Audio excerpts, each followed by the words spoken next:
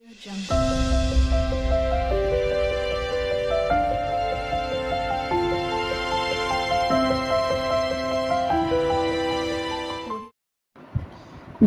যাদের সাথে থাকার জন্য দীর্ঘমেয়াদী পরিকল্পনা করেছি, সব পরিকল্পনার অবসান ঘটিয়ে শেষ পর্যন্ত তাদের সাথে সম্পর্কটা থাকেনি।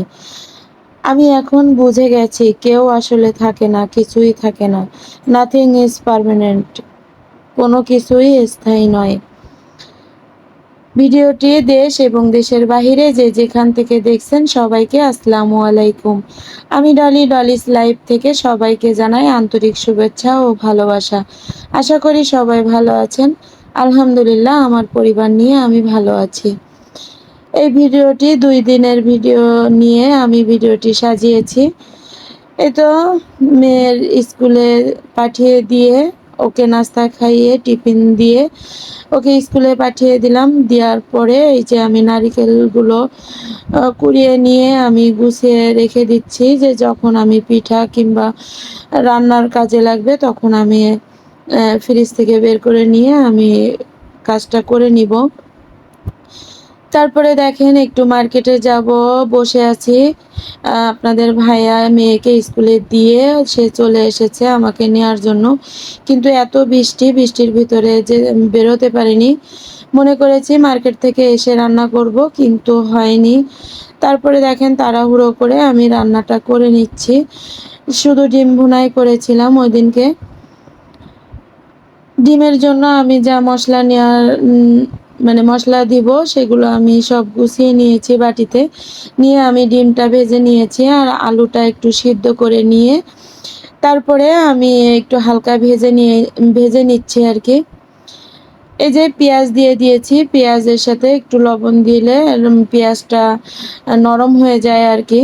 তারপরে দেখেন ডালচিনি, এলাচ আর তেজপাতা দিয়ে আমি হালকা একটু নাড়াচাড়া করে নিয়ে তারপরে একে একে মশলাগুলো দিয়ে দেবো। এই তো শুকনো মরিচের গুঁড়া, জিরার গুঁড়া, হলুদের গুঁড়া, তারপরে এই যে আদা গুঁড়া আর রসুন গুঁড়া। আমি আজকে গুঁড়া মশলা দিয়েই রান্নাটা করে নিচ্ছি, কারণ ফ্রিজে মশলা বের করতে গেলে তো দেরি হয়ে যাবে। এই জন্য গুঁড়া মশলা দিয়েই আমি রান্নাটা আজকে করে নিয়েছি।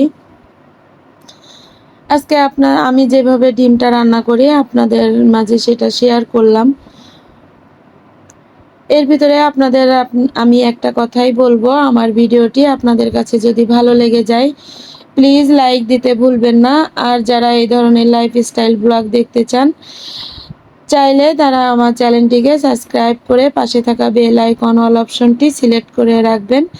এতে করে আমি যখন নতুন কোনো ভিডিও আপলোড করব সঙ্গে সঙ্গে নোটিফিকেশন চলে যাবে আপনার মোবাইলে। সুযোগ বুঝে আপনি দেখে নিতে পারবেন। আর এই তো রান্না করতে যেয়ে কি বিপদে পড়েছি দেখেন। বিপদ আসলে কারোর বলে কয়ে আসে না। এই ঢাকনার যে বল্টুটা ছিল দেখেন, এটা আমার ছাড়িয়ে গেছে। একটুর জন্য আমার কড়াটা আর কি আমার পায়ের উপরে পড়েনি। যাক, যা করে আল্লাহ ভালোর জন্যই করে। তারপরে এই তো আমার ডিমটা রান্না হয়ে গেছে। আপনাদের ভাইয়া খেতে বসে গেছে, আমিও খেয়ে নিয়েছি। এর ভিতরে খেয়ে এই তো আমরা বেরিয়ে পড়েছি। আমরা দুজনেই মার্কেটে গেছিলাম। মার্কেট থেকে কি কি কিনেছি এটা আপনাদেরকে আমি বাসায় যেয়েই দেখাবো। আমি মার্কেটে যে কেনার সময় ভিডিও করতে পারিনি, যে বৃষ্টি হচ্ছিল প্রচুর, এই জন্য ভিডিও করা হয়নি। আর দোকানের ভিতরে অনেক ভিড় ছিল, এই জন্য আর ভিডিও করতে পারিনি। তবে কি কি কিনেছি মার্কেট থেকে সেটা বাসায় যেয়ে আপনাদেরকে অবশ্যই দেখাবো।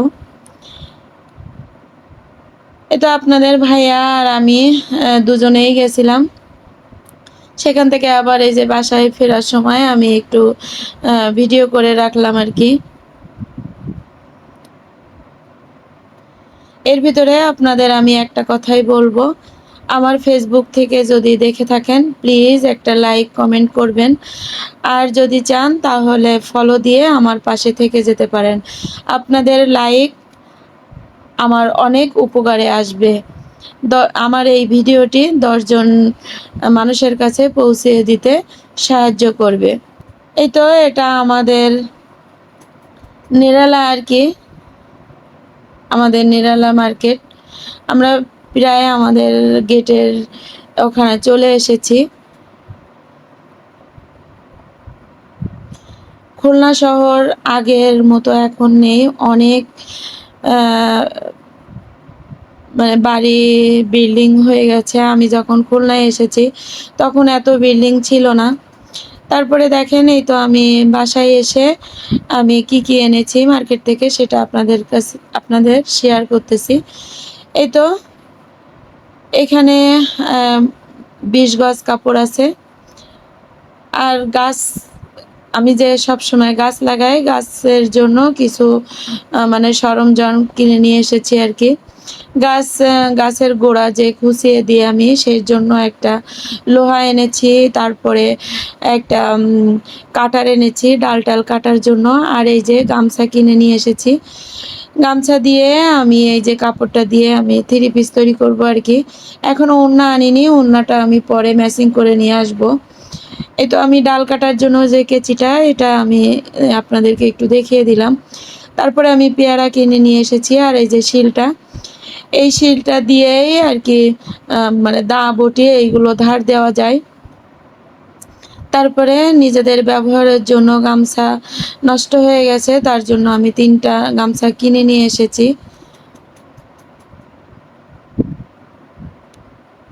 আমাদের ঘরে একজনের একটা গামছা না হলে কেউ কারোর গামছা নিতে চায় না, ব্যবহার করতে চায় না। এই জন্য যখন কিনি তখন 3-4টা গামছা আমাদের একসাথে কিনা লাগে। তারপরে দেখেন 2টা পাপোশ কিনে নিয়ে এসেছি আপনাদের ভাইয়ার জন্য। একটা লুঙ্গি এনেছি। আর আমার কেচি 2টা ধার দিয়ে নিয়ে এসেছি। কেচিতে কিছু কাটতে পারতেছি না। আমি নিজের কাপড় চোপড় নিজেই তৈরি করি।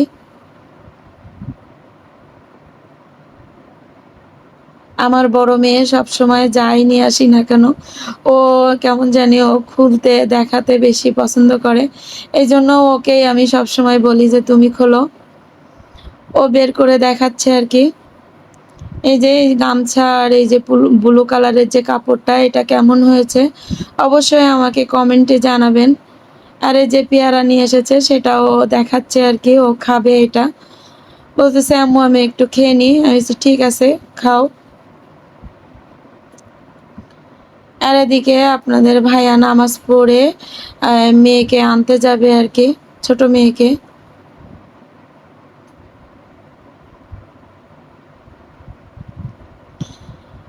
এই তো তারপরের দিন সকালবেলা দেখেন প্রচুর বৃষ্টি, এমন বৃষ্টি মানে বৃষ্টি হয় না করে একটানা যে কি বৃষ্টি হচ্ছে এই কয়দিন।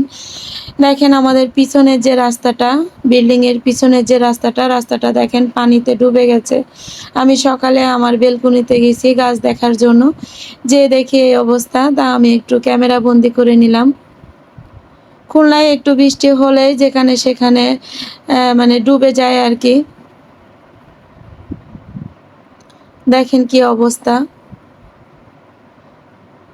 এর ভিতরে আমার বিড়ালগুলো, আমি যে বেলকুনিতে এসেছি ওরা আমার সঙ্গে চলে এসেছে। আর মেয়েরা ঘুমিয়ে আছে, এখনো মেয়েরা ওঠেনি। এরা ক্যাট ফুড খায় প্রতিদিন সকালবেলা, এই জন্য আমি উঠেই বেলকুনিতে চলে এসেছি। ওরা আমার পিস বেলকুনির ওখানে চলে এসেছে। ওদেরকে খেতে দিয়ে আমি সকালের নাস্তা করে নিয়েছি। নিয়ে দেখেন দুপুরের রান্নাটা বসিয়ে দিয়েছি। আজকে তাড়াতাড়ি রান্না করে নিব, যে আজকে আপনাদের ভাইয়া ইন্ডিয়ায় যাবে, এই জন্য আমি তাড়াতাড়ি রান্না করে নিচ্ছি।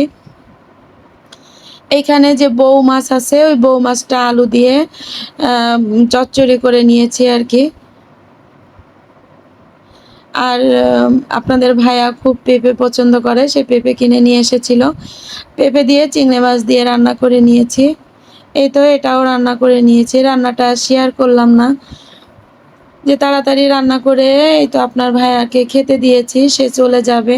তার 12:30টার ট্রেন আছে, এই জন্য সে খেতে বসে গেছে। এই তো খাওয়া দাওয়া শেষ, খেয়ে সে এই তো গুছায়ে সে চলে যাচ্ছে। আর আমাকে বলতেছে যে সাবধানে থেকো। আর বাইরে তার কিছু গোডাউনের থেকে ব্যাগ এনে রেখেছে। ব্যাগগুলো এখানে সিঁড়ির গোড়ায় আছে, আমাকে বলতেছে ওগুলো উঠিয়ে তলায় কিছু দিয়ে রেখো, নাহলে পানি লাগলে নষ্ট হয়ে যাবে। তা আমি বললাম ঠিক আছে। এই তো ভিডিও আজকের মতো এখানেই শেষ করলাম। ফিরে আসবো নতুন কোনো ভিডিও নিয়ে। ততক্ষণ ভালো থাকুন, সুস্থ থাকুন, আমার জন্য দোয়া করবেন। আল্লাহ হাফেজ। আসসালামু আলাইকুম।